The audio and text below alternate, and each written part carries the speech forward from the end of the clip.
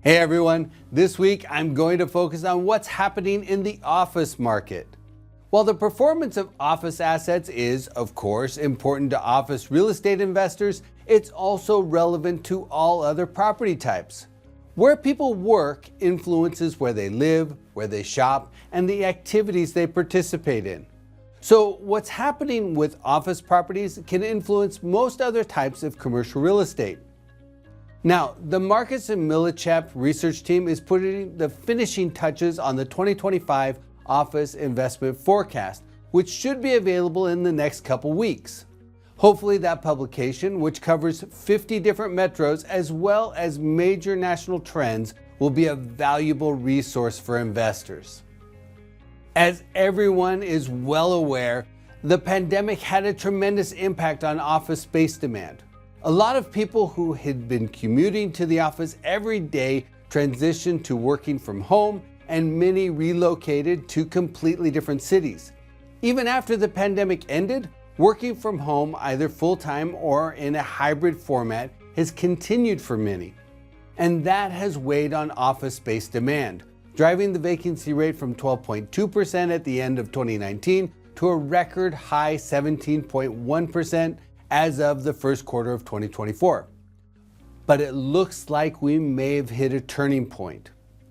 Office absorption moved into positive territory in the second quarter of 2024 with a net 11.4 million square feet of space being filled. In the third quarter, an additional 26 million square feet was absorbed and nearly 29 million square feet was occupied in the fourth quarter.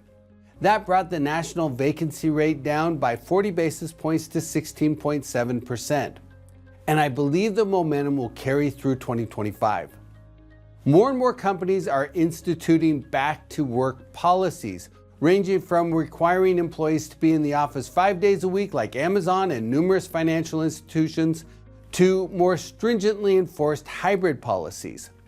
Yes, many companies still offer broad flexibility, and some have shifted to full-time remote work for all employees. But the trend has shifted, and that's showing up in the office space demand metrics. Now, not all office properties are benefiting to the same degree. The office vacancy rate in the central business district of primary markets has fallen by 50 basis points from the first quarter of 2024. At the same time, the suburban vacancy rate in the secondary markets has only fallen by 10 basis points. The Class A vacancy rate across the U.S. has come down by 60 basis points, while the combined Class B and C vacancy rate has fallen by just 30 basis points. But nonetheless, the momentum has shifted. Vacancies have fallen in the suburbs and in downtown areas, in major gateway markets, and in tertiary markets, but by varying degrees. 6 metros have a lower vacancy rate today than they did at the end of 2019, before the pandemic. West Palm Beach's office vacancy rate is 20 basis points below where it was prior to the pandemic. The New Haven Fairfield area vacancy has fallen by 40 basis points, as has the Riverside San Bernardino office market. That metro has the lowest office vacancy rate in the country at just 8.1%. Miami's vacancy rate now stands 60 basis points below its pre-pandemic level. Charleston's vacancy rate is down by 80 basis points, and Las Vegas's office vacancy rate is 180 basis points lower than it was at the end of 2019. So while the media continues to reiterate the challenges of the office market, we are beginning to see green shoots of recovery. And for investors, that may present a significant opportunity.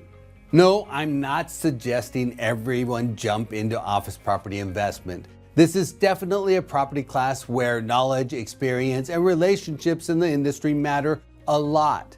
And financing office properties is still challenging. But on average, office property cap rates have increased by about 120 basis points in the last couple years to the 8% range, with many assets offering yields even higher than that. So the combination of higher yields with what appears to be a changing performance climate may offer investors a higher return opportunity. Granted, there's likely greater risk associated with that return, but catching a structural shift in the market can deliver outsized returns. For investors in other property types, the recovery of office assets in local markets can signal changing local migration patterns that will influence the demand for housing and retail and self-storage and hotels. So, office performance can be the tripwire signal that tells you when a local market is beginning to shift. And that is something investors always need to monitor as they keep their eyes on the horizon.